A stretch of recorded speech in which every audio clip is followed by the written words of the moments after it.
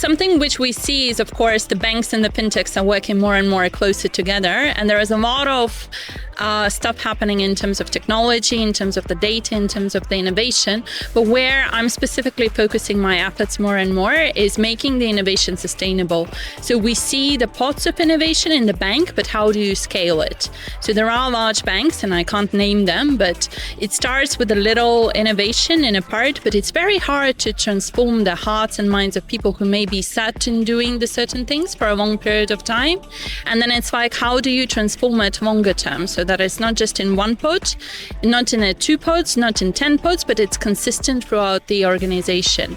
And I think where this comes is like the mindset of the people and making sure that they fail, but they never give up.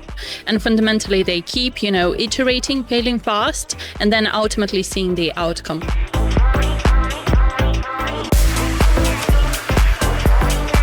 So it's advisory board for Rise Up. So essentially it's helping the women, empowering them. We have a cohort of 30 ladies. They were chosen from, I think, 600 candidates globally. So in my cohort, I have a lady from Kazakhstan, from Morocco, from UK, and they are kind of the upcoming talent. So they may be more in the mid-management right now, but they have the big dreams, the big ideas. So there are 3 intense days here in terms of coaching them around personal branding, what they can do for their career, kind of more the imposter syndrome, anything the softer skills. And I think what's very unique is that we bring a group of mentors and speakers who are more like sharing their day-to-day, stories, but in a very intimate way. So like it's not something which you would see perhaps on stage in front of 1,000 people, but then you see the honesty and you see the truth about their experience coming together.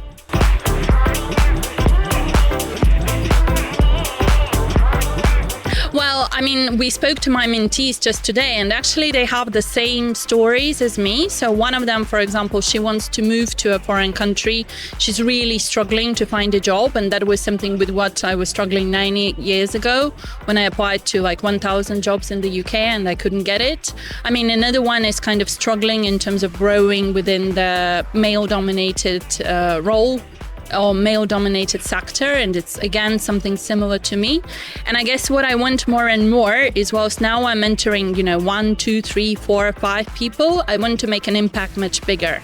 So I have a mission to inspire 50 million people to see failure as an opportunity to grow. And there is a part there which is the technology, because as I said, there are a lot of technological failures and you fail perhaps fast, perhaps not fast, but it's all about the people. So how can you empower the people so that they fail but never give up? And I guess my mission, the way I was thinking about it, is starting my own company called Unique Bold You. And this company is very much focused like taking some of my lessons learned, how I came in as an immigrant a while back. And like I built my own life in the UK. I come from a working class. I didn't really have, the role models, the mentors.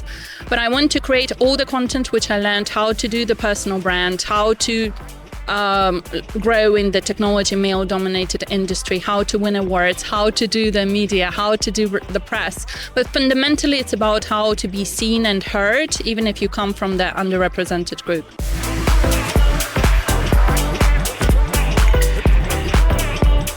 So that's still coming in. So I'm officially starting it on 1st of July.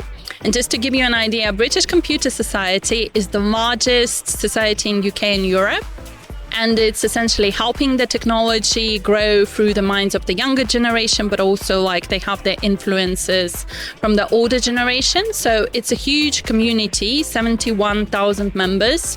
It's making around 25 million from membership. It's been in the business for 65 years, so it's really big, really well established.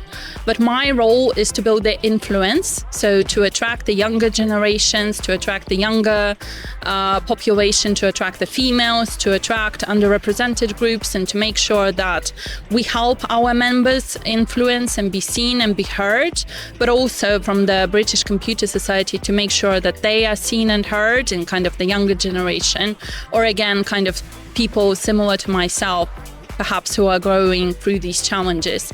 And the reason I think this is important is everybody is talking about technology, but I want to make a change at the scale. And, the 71,000 members and perhaps, 100,000, 500,000 is something which helps me achieve the mission, but also helps make the good to the community and make sure that people grow in the technology sector.